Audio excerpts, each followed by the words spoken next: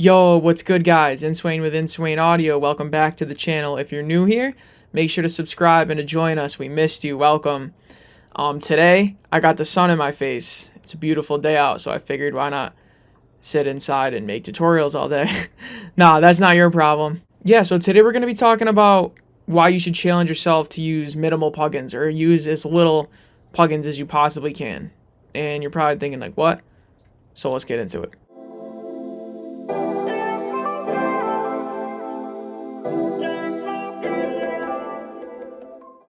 Alright, so people have this like craze for plugins, like a new plugin or a new mix trick or new gear or something, right? And I get it, that stuff is cool and fun, and we are always looking for something that's going to help us. But some people rely on that and they don't actually put the work in. And this is coming from, you're watching my YouTube channel right now. Like, I make mix tricks and tips and all that. But I try to give actual, like, philosophical advice or like show you general things. I don't like to say use this compressor with these exact settings every time, because that stuff's just not true. It's just not how it works. So that can be a trap. Also, having too many plugins could actually be a hindrance, right? If you have too many tools to work with, it can cause analysis paralysis. That's where when you have too many options to make a decision, you don't make one at all because there's so many possibilities and you don't want to make the wrong decision, and you freeze up and you end up not making a decision at all. Whereas if you had only like 2 different EQs, you just pick which one what you think is better, go with it, or you try the other one, but there's only 2.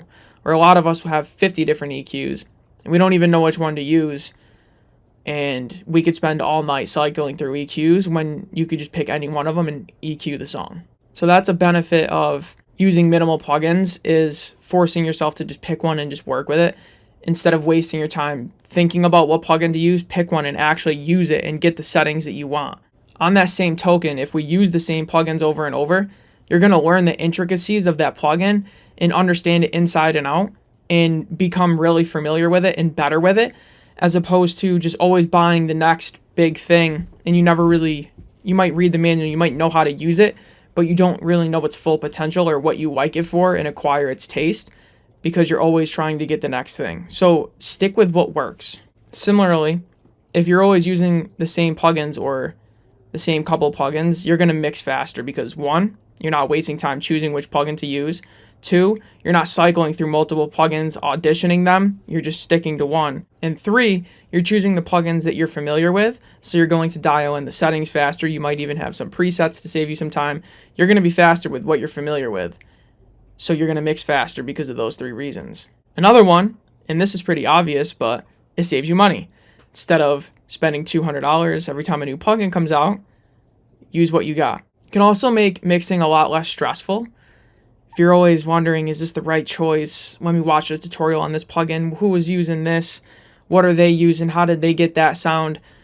Really, to sum that up, it's the ear, not the gear. Of course, some tools are better than others in certain ways, and they can do things that others can't. Like some EQs don't have a dynamic function, and there's no ear that can fix that, but you don't always need that, right? If you have the right ear, you'll know when you need it. It's not always about having the best gear. It's about having the best ear. And finally, it can just make it more enjoyable. You're not worrying about, is this right, is this wrong, this and that. Do I use this EQ, like this emulation? Like, just pick what you're feeling, use it, and if it works, it works. If it doesn't, try something else. It's not the end of the world. That's what's nice is with these plugins is it's not permanent. You can just bypass it or take it off or hit Command Z, right, undo. Just use what you want and have fun, and don't stress about it, because it makes it more enjoyable for 1, and 2, when you're enjoying yourself and not stressing, you're actually doing better work, so your mixes are actually going to sound better. So there you have it, guys. There's why you should challenge yourself to use minimal plugins. Like, use less. Don't use too many plugins. Don't try to spread your arsenal out too wide, and save yourself some money. Learn to mix. Don't learn to spend money. Inswain with Inswain Audio. Peace.